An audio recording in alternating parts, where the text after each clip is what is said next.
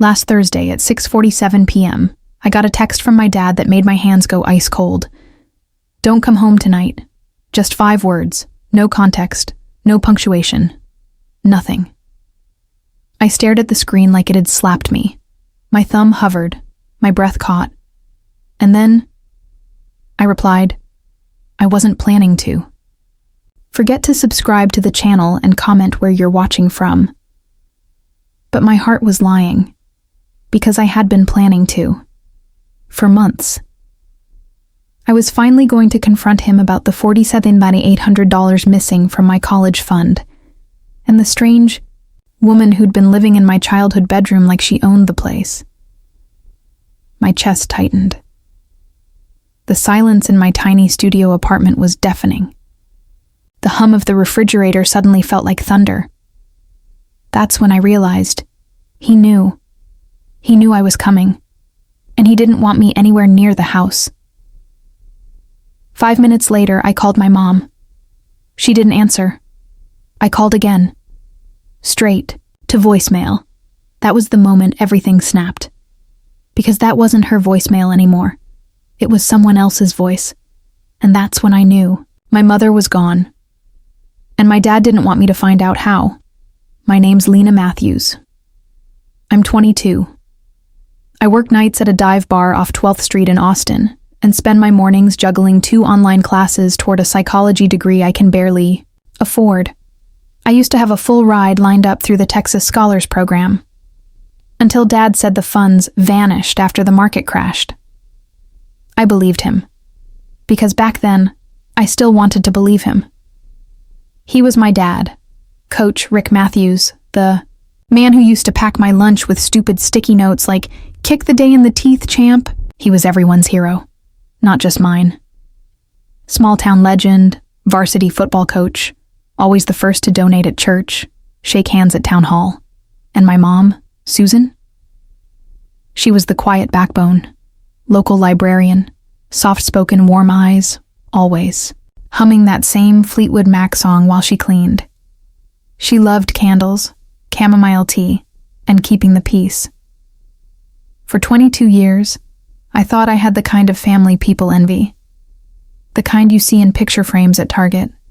But that text, that 5-word message, "Don't come home tonight," it cracked the glass, because something had been off for months. Calls from Mom had stopped. Social media silent. Dad said she was just taking space in a cabin near Lubbock, that she needed to find herself. But when I called that number, again, and a strange woman's voice answered with, "You've reached the Matthews residence. Please leave a message," my blood turned to static, because that wasn't my mother's voice. It was Melissa, his old friend from the gym, the same woman I'd seen smiling in that blurry photo on his Facebook, standing too close, her hand on his chest like she'd always belonged there. I should have known then. But denial's funny like that. It wraps around you like an old blanket, until it burns. That night, I realized I wasn't just losing a father. I was about to bury the lie my whole life had been built on. I didn't sleep that night. I just sat at the edge of my futon, scrolling through old family photos on my cracked iPhone. Me on Dad's shoulders at the state fair, Mom reading to me by the fireplace, Christmas mornings with cinnamon rolls and matching pajamas. I kept zooming in on my mom's face, like maybe, somehow, I could read the signs I'd missed. By 8:03 p.m., I'd decided. I was going back home, not asking, not waiting for permission, just showing up. The drive to Cedar Hills felt longer than usual. Every mile dug deeper into a pit that had been growing in my stomach for weeks. And when I finally turned onto Amberpine Lane, my childhood street, the house looked unfamiliar. The wind chimes Mom loved were gone. Her bluebird feeder? Replaced with a black, metallic sculpture that looked like it belonged in a hotel lobby.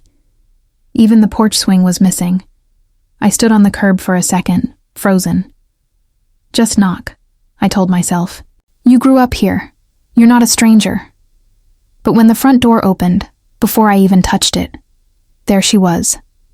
Melissa, wearing Mom's favorite sweater, the ivory one with the tiny stitched daisies. Lena, she beamed, too brightly. We weren't expecting you. My throat tightened. Where's my mom? Her smile twitched. Something in her jaw flickered. Just for a second. She's not here right now. No. I mean, where is she? I pressed. Silence. Dad's voice cut in from behind her. Calm, steady, practiced. Lena, you need to leave. He stepped into view, arms crossed, wearing a University of Texas hoodie like it was armor. He looked thinner. Or maybe just older. I didn't move. What did you do to her? He sighed. That long, exhausted sigh parents use when they want you to feel like you're the problem. She left us, Lena. She was sick. She needed help. This... He gestured vaguely at Melissa. This wasn't planned. But it's what your mother wanted. Bullshit.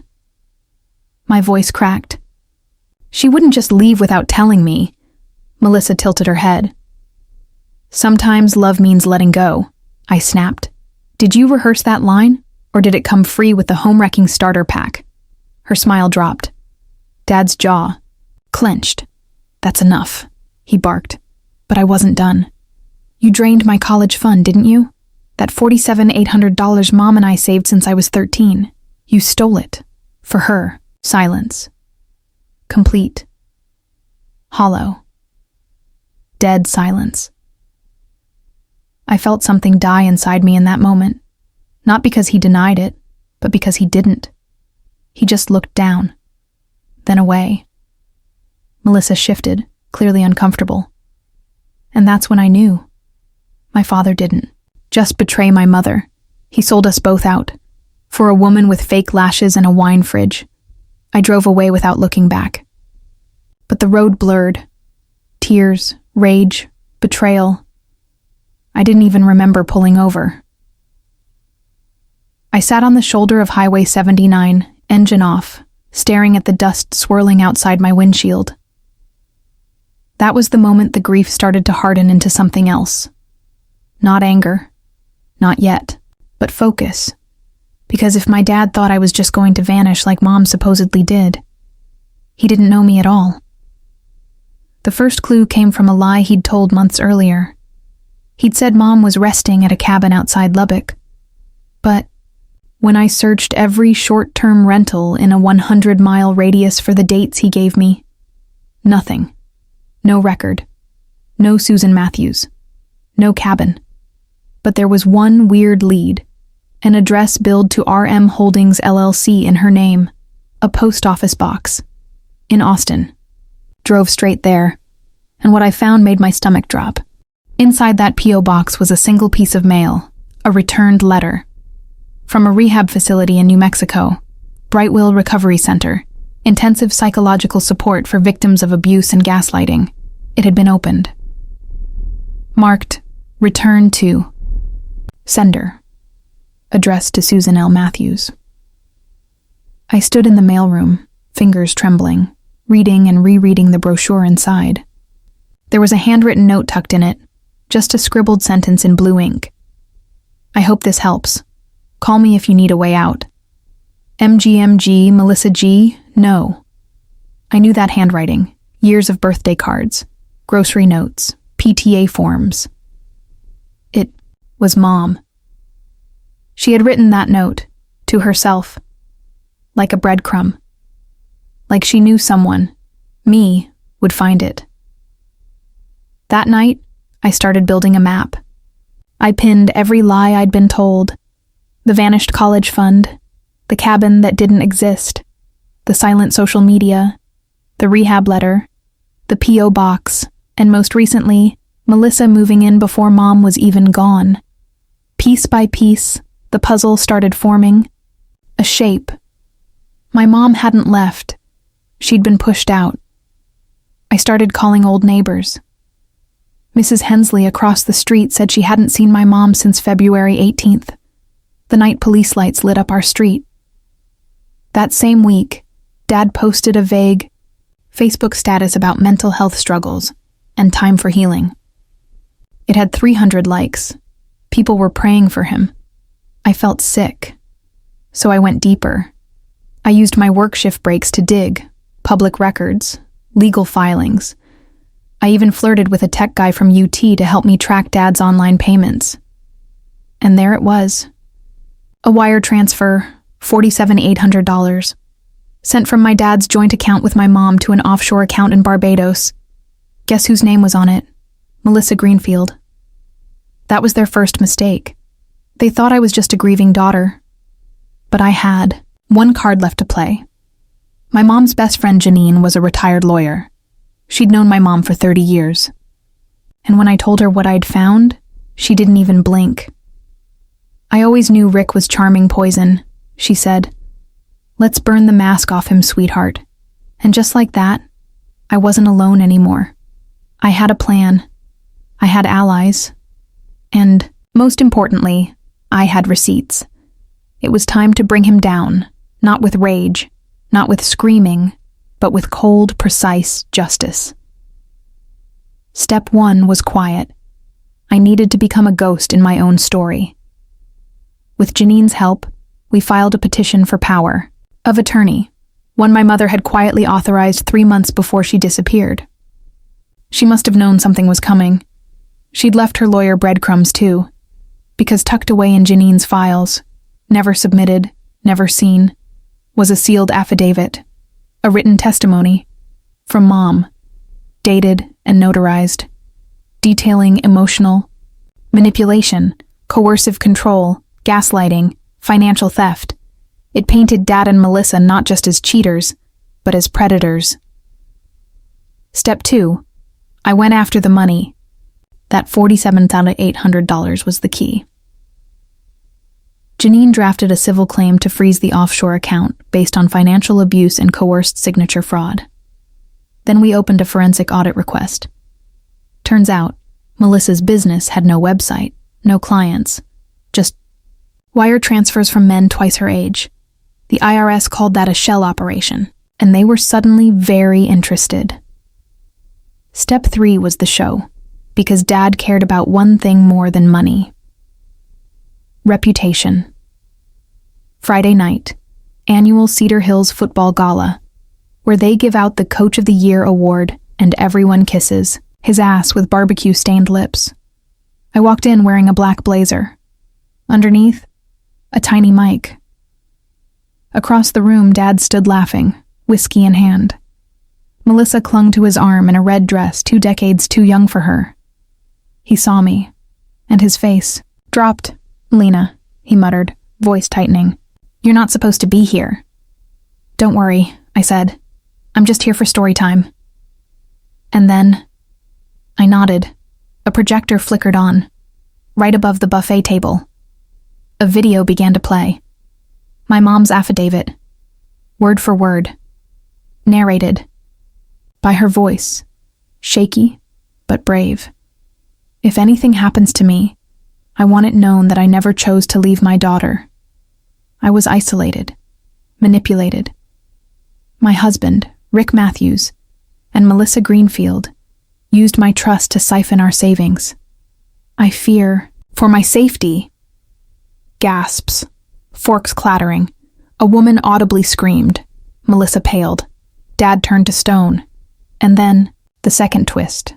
On screen, an image popped up. A live photo of my mom, standing in front of Brightwell Recovery Center, holding today's newspaper. She was alive. She was safe. And she was ready to talk. By Monday morning, the school board placed my dad on extended leave. The local paper ran a headline, "Coach Matthews accused of financial abuse in viral video, and Melissa?" She disappeared from Cedar Hills completely. But the best part, the wire transfers were traced. She hadn't just taken money from my mom. She'd been scamming other men too, 4 of them, all over 50. She was arrested in New Orleans within the week. And Dad? He tried to deny everything, until the audio surfaced, a voicemail he'd left Melissa, laughing. "Don't worry about Susan. We'll say she had a breakdown. People eat that mental health stuff up now." That was the final nail. He was charged with coercion, fraud, and emotional endangerment of a dependent adult. When I visited my mom in New Mexico, she cried the moment she saw me. We sat on a bench under cottonwood trees, drinking iced tea, holding hands like no time had passed. "You saved me," she whispered. "No," I said. "You left the trail. I just followed it." 6 months later, everything was different. Not perfect, but real Dad's trial made headlines across Texas. The courtroom was packed. Former students, old neighbors, even the principal who used to call him Rick the Rock. They all sat there, silent, as the prosecution played clip after clip of my mom's testimony, her voice shaking but never breaking. He was sentenced to 4 years, with mandatory counseling and a financial restitution order of $64,300. He didn't even look at me when the judge read the sentence. But I looked at him, and I wasn't angry. I was done. Melissa tried to take a plea deal. She offered names of other men she'd conned. But it was too late. She got 18 months. Her mugshot? Front page of the Cedar Hills Gazette with the headline, "Homewrecker turned hustler, the fall of Melissa Greenfield." As for my mom, she stayed in New Mexico for a while, finished her recovery. Then one day, she called and said, "Lena, I want to come home, but only if it's our home, not his." So we did something wild. Together, we sold the old house. Everything. The swing. The chimes. Even that cursed porch light. We bought a small cottage on the edge of Austin, with sunflowers out front and wind chimes that actually sing. Mom teaches online literature courses now. And me? I transferred to UT Austin on a scholarship Janine helped me apply for. Turns out, whistleblowers with 4.0 GPAs and national media coverage are very attractive to funding committees. People still ask me how I feel about everything. Losing my dad. Losing my perfect life. And the truth is, I didn't lose anything. I shed it, like old skin. Because what my dad never understood, what Melissa never saw, was that I don't break. I bend, I snap back, and I bite harder. Now, whenever I pass that street sign, Amber Pine Lane, I don't flinch. Because I know the truth. Justice wasn't just served. It was plated cold, with receipts. "I felt something die inside me that day," I once said. But what I didn't realize was that space, it made room for someone stronger.